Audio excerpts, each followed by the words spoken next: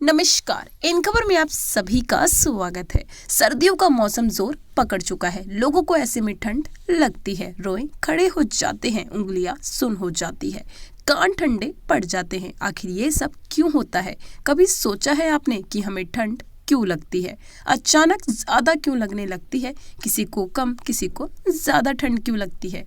आइए जानते हैं इसके पीछे का वैज्ञानिक कारण। हर इंसान के खान पान, रहन सहन और शरीर की आंतरिक क्षमता के अनुसार उसे ठंड लगती है। लेकिन ठंड लगने की शुरुआत सबसे पहले कहाँ महसूस होती है? क्या पता है आपको? ठंड सबसे पहले त्वचा पर महसूस होती है। रोए खड़े हो जाते हैं। जब तापमान गिरता है तब शरीर के पहले सुरक्षा घेरे यानी त्वचा को महसूस होता है। त्वचा के ठीक नीचे मौजूद थर्मा रिस्पेटर नर्व्स दिमाग को तरंगों के रूप में संदेश भेजती है कि ठंड लग रही है। यह साधारण सी फीलिंग अलग अलग इंसान के शरीर में अलग अलग स्तर और तीव्रता से होती है। त्वचा को ठंड लगी तो पूरा शरीर कैसे संभलने लगता है? इसके पीछे कहानी ये है कि त्वचा से निकलने वाली तरंगों दिमाग के हाइपोथैलेमस में पहुंचती है। हाइपोथैलेमस ही शरीर के आंतरिक तापमान और पर्यावरण का संतुलन बनाता है। संतुलन बनाने की प्रक्रिया में रोए खड़े होते हैं क्योंकि उनके नीचे की मांसपेशियां सिकुड़ने लगती हैं। शरीर पर मौजूद बाल भी परत आपको सर्दी से बचाने में मदद करती है। हाइपोथैलेमस शरीर के नर्वस सिस्टम यानी तांत्रिक तंत्र को यह बताता है कि शरीर के तापमान में गिरावट महसूस हो रही है। यह महत्वपूर्ण सूचना है क्योंकि हमारा शरीर तापमान के गिरने को बर्दाश्त नहीं कर सकता है। अगर ज्यादा तापमान नीचे गिरा तो कई अंग काम करना बंद कर देंगे।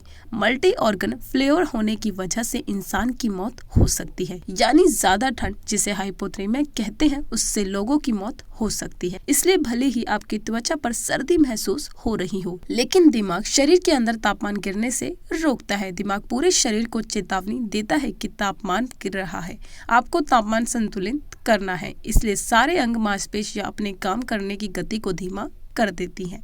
धीमी गति से काम कर रहे अंगों से ज्यादा मेटाबॉलिक हीट पैदा होती है जो अन्य स्थानों पर न जाकर अंग के आसपास के इलाके को गर्म रखती है। यहीं पर आपके शरीर में अचानक से कपकपी होती है या कई बार कई लहर में कपकपी आती है। कपकपी आने का मतलब है कि आपका शरीर के तापमान की तुलना में अंदर के तापमान को संतुलित कर रहा है। जब आप कांपना शुरू करते हैं या कांपते हैं तब आपकी खून की नसें सिकुड़ती हैं। खून और उसकी गर्मी के बहाव को शरीर के अंगों में रोकती है, उन्हें ठंडी त्वचा तक जाने से रोकती है।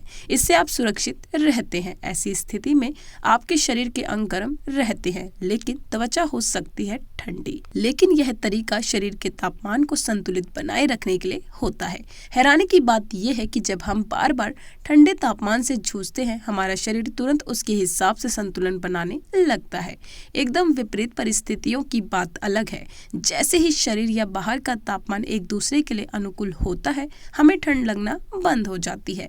ऐसे में आपके शरीर की वह गतिविधि बंद हो जाती है जिससे शरीर के अंदरूनी हिस्से का तापमान संतुलित हो रहा था।